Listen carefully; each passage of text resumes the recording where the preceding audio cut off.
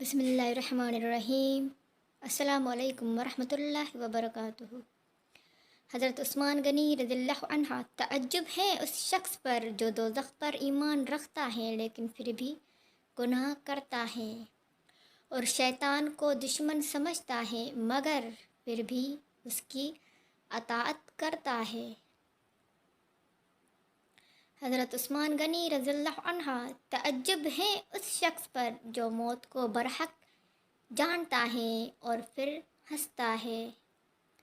حضرت عثمان غنی رضی اللہ عنہ: تعجب ہے اس شخص پر جو اللہ تعالیٰ کو حق جانتا ہے اور پھر غیروں کا ذکر کرتا ہے اور ان پر بھروسہ بھی کرتا ہے۔ حضرت عثمان غنی رضی اللہ عنہ: تعجب ہے اس شخص پر جو خواب کو حق جانتا ہے اور پھر مال بھی جمع کرتا ہے۔ حضرت عثمان غنی رضی اللہ عنہ: تعجب ہے اس شخص پر جو تقدیر کو برحق جانتا ہے پھر بھی جاننے والی چیز کا غم کرتا ہے۔ حضرت عثمان غنی رضی اللہ عنہ: تعجب ہے اس پر جو جنت پر ایمان رکھتا ہے اور پھر دنیا کے ساتھ آرام پکڑتا ہے۔ حضرت عثمان غنی رضی اللہ عنہ: بعض اوقات مجرم کو معاف کر دینا مجرم کو زیادہ خطرناک بنا دیتا ہے۔ حضرت عثمان غنی رضی اللہ عنہ: بہتر ہے کہ دنیا تجھ کو گناہ گار جانے بنسبت اس کے کہ تو خدا تعالیٰ کے نزدیک ریاکار ہو۔ حضرت عثمان غنی رضی اللہ عنہ: ایسی بات مت کہو جو مخاطب کی سمجھ سے باہر ہو۔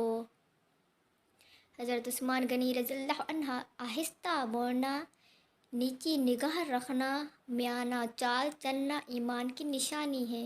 حضرت عثمان غنی رضی اللہ عنہ: اللہ تعالیٰ نے تمہیں دنیا صرف اس لیے دی ہے تاکہ تم اس کے ذریعے آخرت طلب کرو۔ حضرت عثمان غنی رضی اللہ عنہ: اے انسان، اللہ تعالیٰ نے تجھے اپنے لیے پیدا کیا ہے اور تو دوسروں کا ہونا چاہتا ہے۔ حضرت عثمان غنی رضی اللہ عنہ: اگر تو گناہ کرنا چاہتا ہے تو ایسی جگہ تلاش کر جہاں رب نہ ہو۔ حضرت عثمان غنی رضی اللہ عنہ: اللہ تعالیٰ سے محبت رکھنے والے کو تنہائی محبوب ہوتی ہے۔ حضرت عثمان غنی رضی اللہ عنہ: اسلام لانے کے بعد میں نے ہر جمعہ کے دن اللہ تعالیٰ کے لیے ایک غلام آزاد کیا اور اگر اس وقت ممکن نہ ہوا تو بعد میں آزاد کیا۔ حضرت عثمان غنی رضی اللہ عنہ: اگر آنکھیں روشن ہیں تو ہر روز روزہ حشر ہے۔ Islamic Savera YouTube channel please subscribe.